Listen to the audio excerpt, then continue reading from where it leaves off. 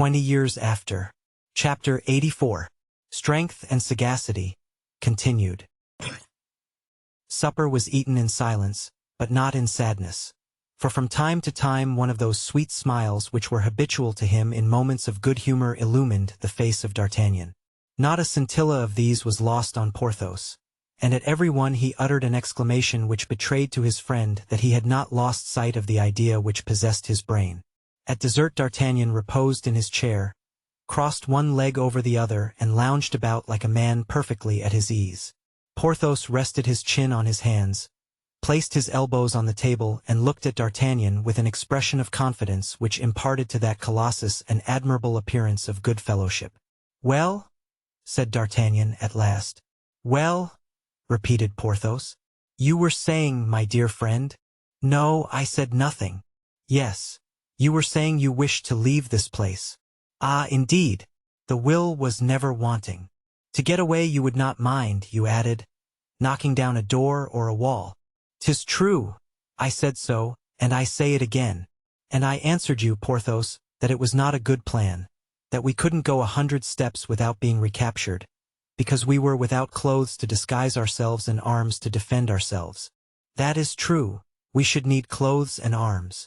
"Well," said D'Artagnan, rising, "we have them, friend Porthos, and even something better." "Bah!" said Porthos, looking around. "Useless to look. Everything will come to us when wanted. At about what time did we see the 2 Swiss guards walking yesterday?" "An hour after sunset." "If they go out today as they did yesterday, we shall have the honor, then, of seeing them in half an hour?" "In a quarter of an hour at most." "Your arm is still strong enough, is it not, Porthos?" Porthos unbuttoned his sleeve, raised his shirt, and looked complacently on his strong arm, as large as the leg of any ordinary man. "Yes, indeed," said he. "I believe so. So that you could without trouble convert these tongs into a hoop and yonder shovel into a corkscrew?" "Certainly." And the giant took up these 2 articles, and without any apparent effort produced in them the metamorphoses suggested by his companion. "There!" he cried. "Capital!" exclaimed the Gascon. "Really, Porthos, you are a gifted individual." "I have heard speak," said Porthos, "of a certain Milo of Crotona who performed wonderful feats, such as binding his forehead with a cord and bursting it, of killing an ox with a blow of his fist and carrying it home on his shoulders, etc. I used to learn all these feats by heart yonder, down at Pierrefonds, and I have done all that he did except breaking a cord by the corrugation of my temples." "Because your strength is not in your head, Porthos," said his friend. "No, it is in my arms and shoulders," answered Porthos with gratified naivete. "Well, my dear friend, let us approach the window, and there you can match your strength against that of an iron bar." Porthos went to the window, took a bar in his hands, clung to it and bent it like a bow, so that the 2 ends came out of the sockets of stone in which for 30 years they had been fixed. "Well, friend, the cardinal, although such a genius, could never have done that." "Shall I take out any more of them?" asked Porthos. "No, that is sufficient. A man can pass through that." Porthos tried and passed the upper portion of his body through. "Yes," he said. "Now pass your arm through this opening." "Why?" "You will know presently. Pass it." Porthos obeyed with military promptness and passed his arm through the opening. "Admirable," said D'Artagnan. "The scheme goes forward, it seems." "On wheels, dear friend." "Good. What shall I do now?" "Nothing." "It is finished, then?" "No, not yet." "I should like to understand," said Porthos. "Listen, my dear friend. In 2 words you will know all. The door of the guardhouse opens, as you see." "Yes, I see." "They are about to send into our court, which Monsieur de Mazarin crosses on his way to the orangery, the 2 guards who attend him. There they are, coming out. If only they close the guardhouse door." "Good. They close it. What then?" "Silence. They may hear us." "I don't understand it at all." "As you execute you will understand." "And yet I should have preferred." "You will have the pleasure of the surprise." "Ah, that is true." "Hush!" Porthos remained silent and motionless. In fact, the two soldiers advanced on the side where the window was, rubbing their hands, for it was cold, it being the month of February. At this moment the door of the guardhouse was opened and one of the soldiers was summoned away. "Now," said D'Artagnan, "I am going to call this soldier and talk to him. Don't lose a word of what I'm going to say to you, Porthos. Everything lies in the execution." "Good. The execution of plots is my forte. I know it well. I depend on you.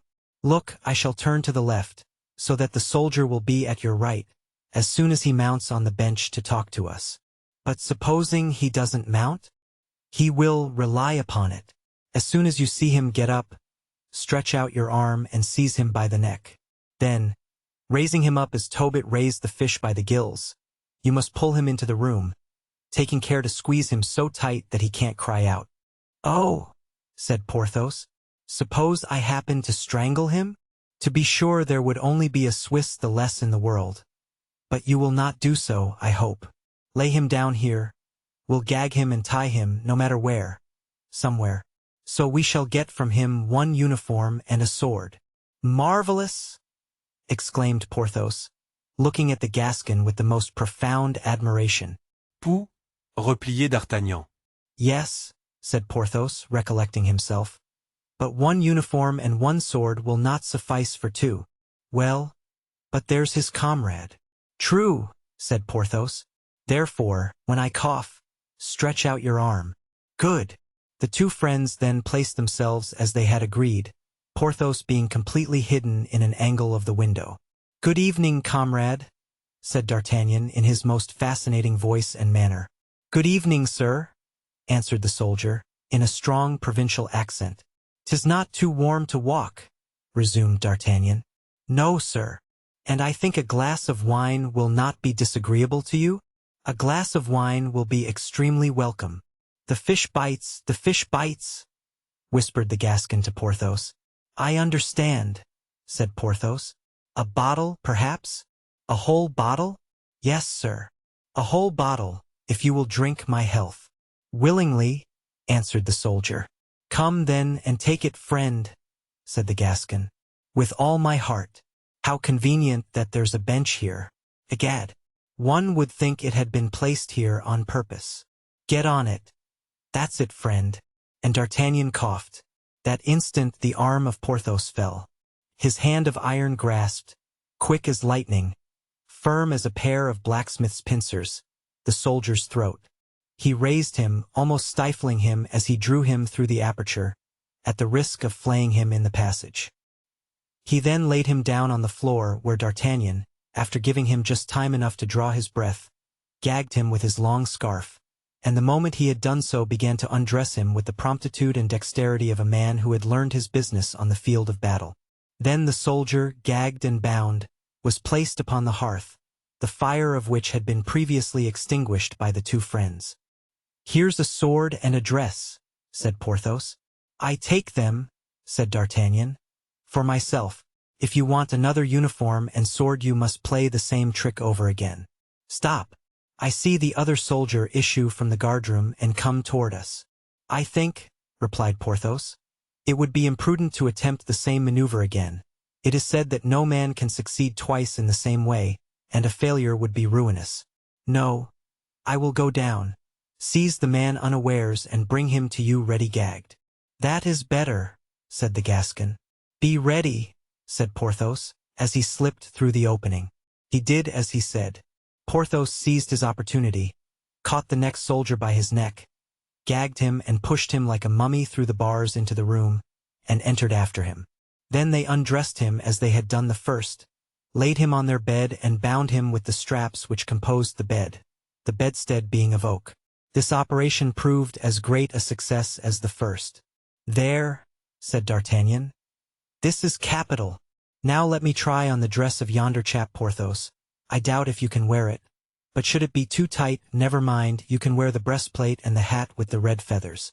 It happened, however, that the second soldier was a Swiss of gigantic proportions. So, save that some few of the seams split, his uniform fitted Porthos perfectly.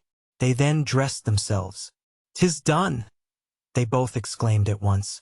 "As to you, comrades," they said to the men. "Nothing will happen to you if you are discreet, but if you stir you are dead men." The soldiers were complaisant. They had found the grasp of Porthos pretty powerful, and that it was no joke to fight against it. "Now," said D'Artagnan, "you wouldn't be sorry to understand the plot, would you, Porthos?" "Well, no, not very." "Well, then, we shall go down into the court." "Yes, we shall take the place of those two fellows." "Well, we will walk back and forth." "That's a good idea, for it isn't warm. In a moment the valet-de-chamber will call the guard, as he did yesterday and the day before." "And we shall answer?" "No, on the contrary, we shall not answer." "As you please. I don't insist on answering." "We will not answer, then. We will simply settle our hats on our heads, and we will escort His Eminence." "Where shall we escort him?" "Where he is going, to visit Athos." "Do you think Athos will be sorry to see us?" "Oh!" cried Porthos. "Oh, I understand." "Wait a little, Porthos, before crying out. For on my word you haven't reached the end," said the Gascon, in a jesting tone. "What is to happen?" said Porthos. "Follow me," replied D'Artagnan. "The man who lives to see shall see." And slipping through the aperture, he alighted in the court. Porthos followed him by the same road, but with more difficulty and less diligence. They could hear the two soldiers shivering with fear as they lay bound in the chamber. Scarcely had the two Frenchmen touched the ground when a door opened and the voice of the valet-de-chamber called out, "Make ready!" At the same moment the guardhouse was opened and a voice called out, La Bruyeraine du Bartois. "March!" "It seems that I am named La Bruyere," remarked D'Artagnan. "And I, du Barthois," added Porthos. "Where are you?" asked the valet-de-chamber, whose eyes, dazzled by the light, could not clearly distinguish our heroes in the gloom. "Here we are," said the Gascon. "What say you to that, Monsieur du Vallon?" he added in a low tone to Porthos.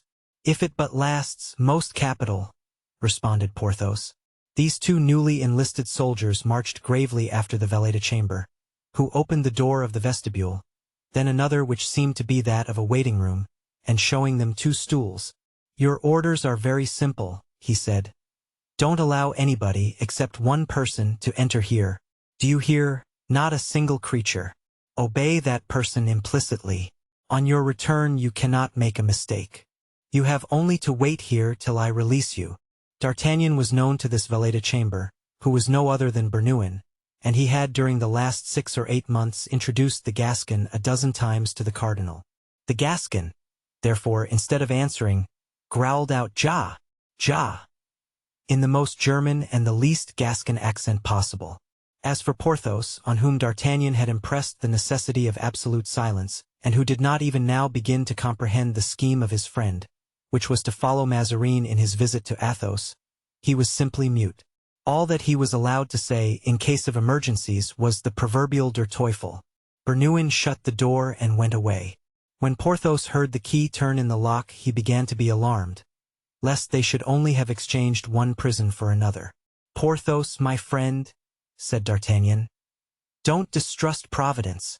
Let me meditate and consider." "Meditate and consider as much as you like," replied Porthos, who was now quite out of humor at seeing things take this turn. "We have walked 8 paces," whispered D'Artagnan, "and gone up 6 steps, so hereabouts is the pavilion called the Pavilion of the Orangery. The Comte de la Fere cannot be far off, only the doors are locked."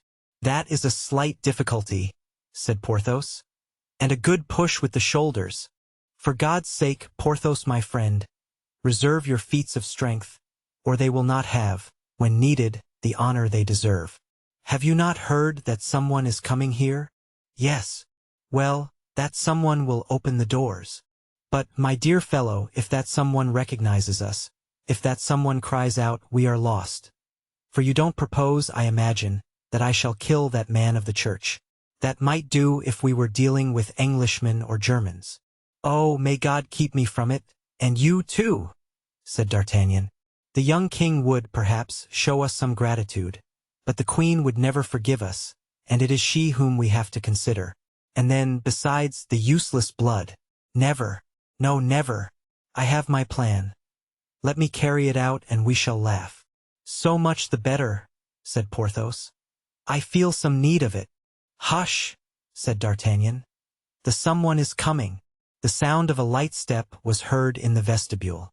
The hinges of the door creaked and a man appeared in the dress of a cavalier, wrapped in a brown cloak, with a lantern in one hand and a large beaver hat pulled down over his eyes. Porthos effaced himself against the wall, but he could not render himself invisible, and the man in the cloak said to him, giving him his lantern, "Light the lamp which hangs from the ceiling." Then, addressing D'Artagnan, "You know the watchword?" he said. "Ja," replied the Gascon, determined to confine himself to this specimen of the German tongue. Tedesco, answered de cavalier. Va bene. And advancing toward the door opposite to that by which he came in, he opened it and disappeared behind it, shutting it as he went. "Now," asked Porthos, "what are we to do?" "Now we shall make use of your shoulder, friend Porthos, if this door proves to be locked.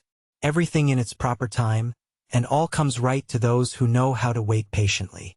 But first barricade the first door well. Then we will follow yonder cavalier." The two friends set to work and crowded the space before the door with all the furniture in the room, as not only to make the passage impassable, but so to block the door that by no means could it open inward. "There," said D'Artagnan. "We can't be overtaken." Come? "Forward."